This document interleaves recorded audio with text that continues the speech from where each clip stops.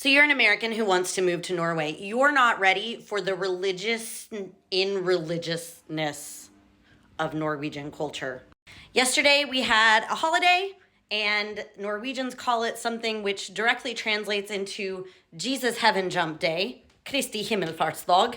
You might know this as an American as the Ascension Day of Jesus Christ into heaven. Or you may not know this at all, because almost nobody who's not a priest or a pastor in America has any idea when the Ascension is. As I said, traditionally, this would have been called the day that Christians believe Jesus ascended into heaven after dying and rising from the dead. Here's the bananas thing, though. Americans are stereotyped as very, very Christian. And most Americans, unless they're very religious, would have no idea when this day is, or maybe that it even exists on a calendar. Norwegians, on the other hand, are known as one of the least religious countries in the world. At least Sweden was known as one of the most secular about 10 years ago. Norway and Sweden are often culturally similar. Most Norwegians do not identify as Christian in their actual beliefs. I think the easiest way to understand this for Americans is that Norway has a state church. So most Norwegians may be registered as Christian, especially in generations 40 and older, and they participate in the traditions sometimes, and I'll get back to that. But most of them, if you said, do you believe that Jesus Christ died for your sins? Most of them don't believe that. So what's wild to me sometimes is that you have this non-religious nation that has more religious holidays given to people than Americans who are stereotyped as religious. Of course, you can link this to the fact that America is an overworked dystopia, and you could also say, Norwegians may not be religious, but who's going to complain about a holiday, right? Nobody's going to say, take it off the book. But you do get these wild scenarios because of it sometimes. So everybody gets confirmed at the same time, the same week of the church calendar. And in America, don't come for me, by the way, Norwegians, because I was raised actually religious Lutheran, like insane religious, like toxic religious Lutheran by a controlling mother who used religion to control me through church methods. So I know how Lutheranism works. And you guys like to say these things are only Catholic or whatever. No, they can be Lutheran, all right?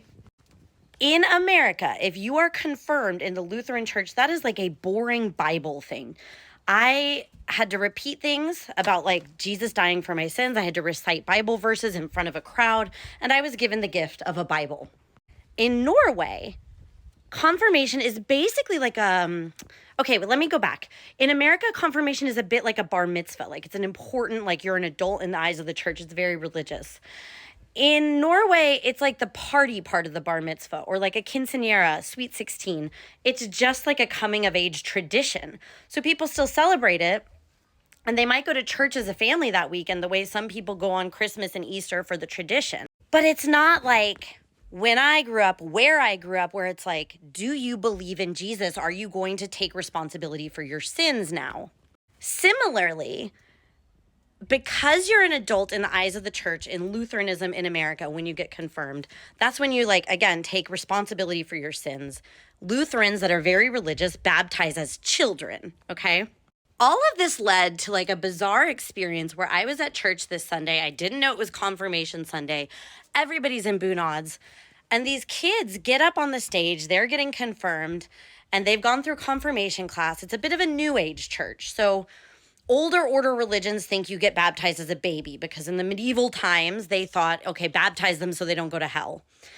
Many newer religions are like, you should be able to be consciously choosing baptism because that's when you're choosing responsibility for your sins.